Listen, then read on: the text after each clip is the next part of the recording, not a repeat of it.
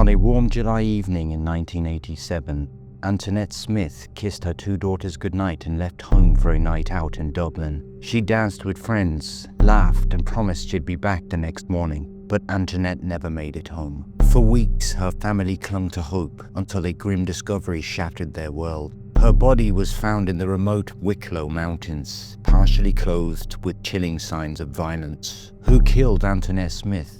Was it someone she knew, or was a predator lurking that night, waiting for her to be alone? Nearly 4 decades later, her family still waits for justice, and her killer may still be out there. This is the story of Antoinette Smith, a mother taken too soon, and a mystery that refuses to die.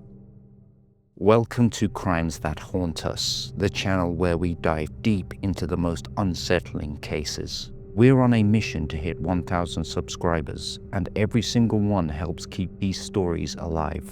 If you enjoy true crime content like this, hit subscribe and join the community. A day meant to be a brief escape from the pressures of single motherhood would ultimately cost 29-year-old Antoinette Smith her life.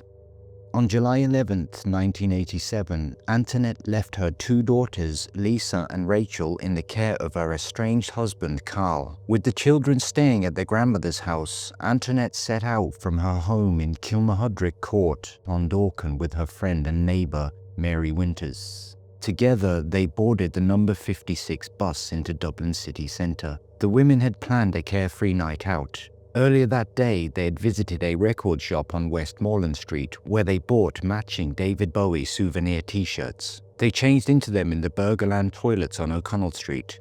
The t-shirts read, Slane 87, David Bowie, Big Country. Before changing, Antoinette had been wearing a blue t-shirt with the words No Problem emblazoned across it. She placed that shirt into a black Texaco bag she carried with her. Later that evening, Antoinette and Mary stopped by a temporary CEI ticket office to purchase bus and concert tickets for the up-and-coming David Bowie gig at Slane Castle. The two friends had been looking forward to the concert for months. That evening, they enjoyed the music, and at some point grabbed food from a nearby chip van operated by two men they knew from their local Kilmahudrick housing estate, Gerard and Tony.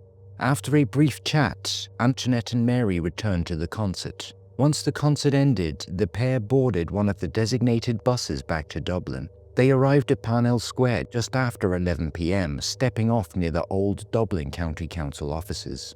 From there, they walked to a disco called Le Mirage on Parnell Street. The women had been drinking steadily throughout the day, and they continued drinking in the club. Mary would later tell Gardaí that they were both fairly drunk. At around 1 a.m, two male acquaintances arrived. Tom Murphy and Tom Doyle. Both men were from Ballymun. Murphy had been an occasional boyfriend of Antoinette since her separation from Carl in January. In fact, Murphy had even stayed over at her home on occasion. The four stayed together until the club closed. Antoinette had danced several times with Doyle, and as the night drew to a close, she invited him back to Mary's house where she was staying that night. Doyle declined, saying that he and Murphy intended to return to Ballymun. Murphy would later describe Antoinette as being very merry. As they left the club, tensions flared between Antoinette and Mary. Accounts differ as to why. Mary claims she was angry that Antoinette had insisted they bring Murphy and Doyle back to her house. She said Antoinette had even suggested Mary sleep with Murphy while she shared her bed with Doyle. Doyle, on the other hand, claimed the argument erupted when Antoinette suggested they call it a night, but Mary had insisted on going to a club in Leeson Street instead. Whatever the reason, the row escalated. Mary threw her house key at Antoinette and stormed off. The argument was witnessed by a bouncer working the door at La Mirage. In a grim twist of fate, that key would ultimately be used to identify Antoinette's skeletal remains. After Mary left, Antoinette remained outside with the two Toms for about 10 minutes. They walked with her as far as the taxi rank on O'Connell Street before getting a cab back to Ballymun. It was roughly 2:30 a.m. by then. The two men watched as Antoinette continued walking alone down O'Connell Street towards the bridge. That was the last confirmed sighting of her alive. At the time, Antoinette was wearing dark blue denim jeans and her grey Bowie t-shirt. She still carried her black Texaco bag which held her blue no-problem t-shirt, her makeup, and a change of clothes, including jeans and shoes. She was also believed to have been wearing a fine gold chain and clip-on earrings. When Carl Smith arrived at Clondalkin Garda Station on Tuesday, 14th of July, to report his wife missing, he was told to return the next day with a photograph and a description of her clothing. No explanation was given for why a worried husband reporting his wife's disappearance after nearly 3 days was turned away. 24 crucial hours were wasted. By Wednesday, Carl returned with Mary Winters. Together, they described Antoinette's final known moments. A missing person investigation was finally launched. Despite a high-profile campaign, no trace of Antoinette emerged. 9 months later, on Sunday, April 3, 1988, a family walking through bogland off Killarkey Road in the Glendhu area of the Dublin Mountains made a horrific discovery. Deep in a collapsed gully bank, concealed beneath shifting earth, lay human remains. The body had been hidden deliberately, covered with sods that heavy winter rain had washed away. Despite the gruesome discovery being reported at 7:30 p.m. that evening, Gardaí delayed their investigation until 9 a.m. the following morning, losing yet more vital hours. The scene was grim. 2 plastic bags had been placed over the victim's head, the inner bag tied tightly around her neck. During the post-mortem, the knot proved so difficult to untie that the damage suggested the victim had suffered a prolonged struggle. Severe decomposition left the exact cause of death unclear.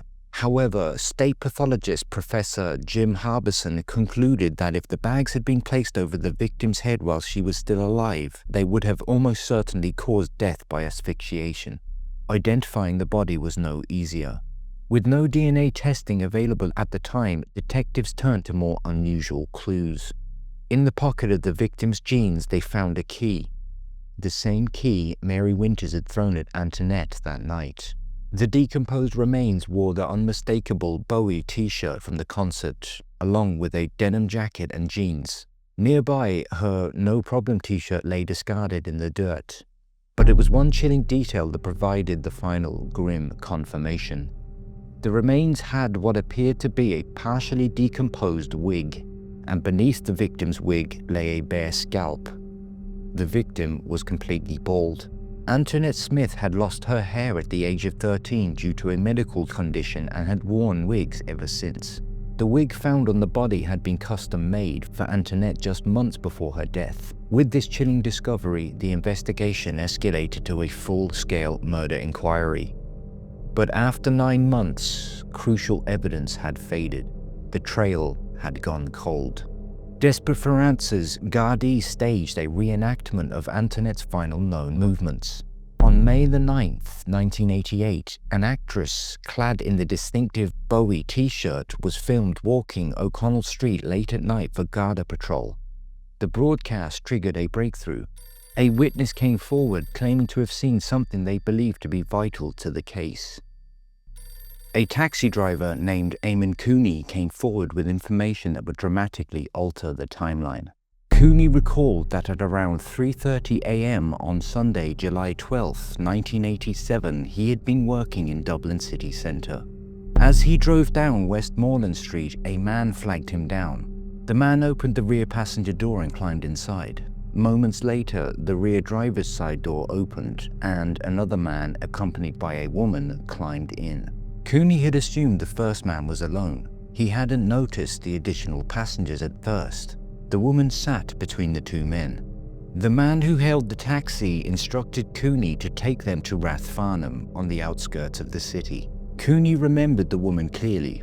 She was in her late 20s with dark, collar-length hair. She was well-spoken with a Dublin accent, and most memorably, she had a prominent tooth on the right side of her mouth. Antoinette Smith had been known for that distinctive feature, one her brother later relied on when attempting to identify her skeletal remains. The man who had hailed the taxi had a strong Dublin accent and seemed to carry himself like a hard chore, tough, streetwise. His companion was taller and said little. Cooney overheard snippets of their conversation. From what he gathered, the trio had been together earlier in Abracababra, a fast food restaurant on Westmoreland Street. Now, they claimed they were heading to a party in Rathfarnham. Although all three had been drinking, none of them seemed particularly intoxicated. Crucially, Cooney noticed there was no sign of affection between the woman and either man, but it was clear she knew them well. During the journey, the smaller man, or the hard chore, dominated the conversation. At one point, he turned to Cooney and asked, "What would you do if we decided to rob you?" The taller man quickly cut him off. "Ah, leave it out," he muttered. When they reached Rathfarnham, Cooney was directed to drop them off near a slip road just off Butterfield Avenue. He watched as all three figures disappeared into darkness, heading toward the Rathfarnham Inn. That was the last known sighting of Antoinette Smith. Who were the men in that taxi, and what happened in the hours that followed? The investigation into the murder of Antoinette Smith took a chilling turn when yet another witness came forward. A man whose account placed two suspicious figures in the Dublin mountains just hours after Antoinette was last seen.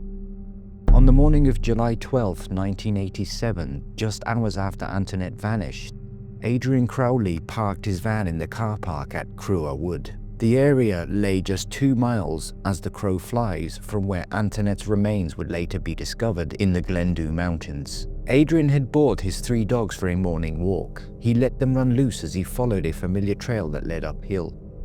But as he neared the summit, a man appeared. He seemed to come from nowhere. The lone male stopped briefly when he spotted Adrian, then continued walking straight toward him.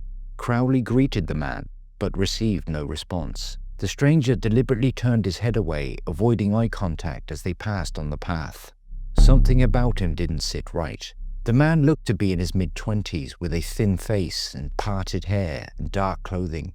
He wasn't dressed for mountain walking, and to Adrian, he seemed out of place.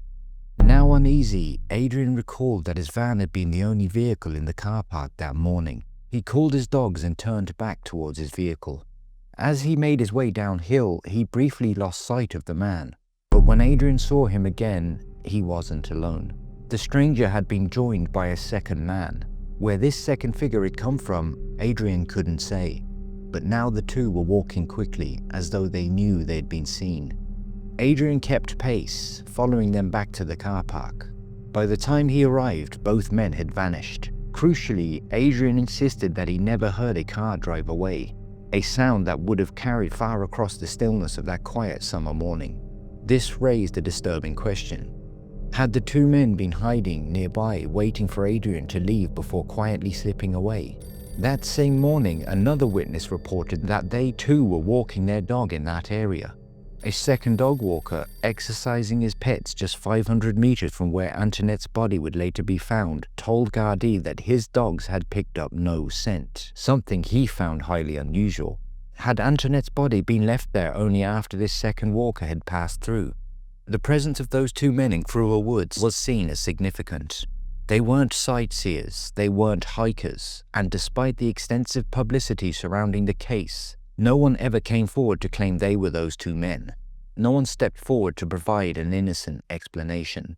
Equally unsettling, no one came forward claiming to have been the individuals seen in taxi driver Eamon Cooney's cab earlier that morning. As the investigation progressed, several men were identified as persons of interest. Their alibis were checked one by one, and each was eventually ruled out. One such individual had emigrated to the United States shortly after Antoinette's disappearance.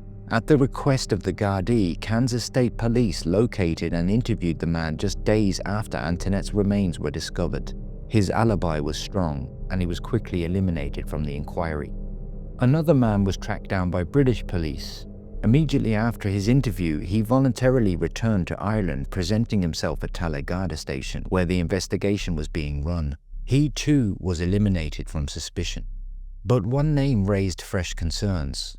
Since Antoinette's acrimonious split from her husband, another man had been a frequent late-night caller to her home. When questioned, he claimed to know Antoinette only in passing, but statements from her friends painted a very different picture, one that pointed to an ongoing relationship.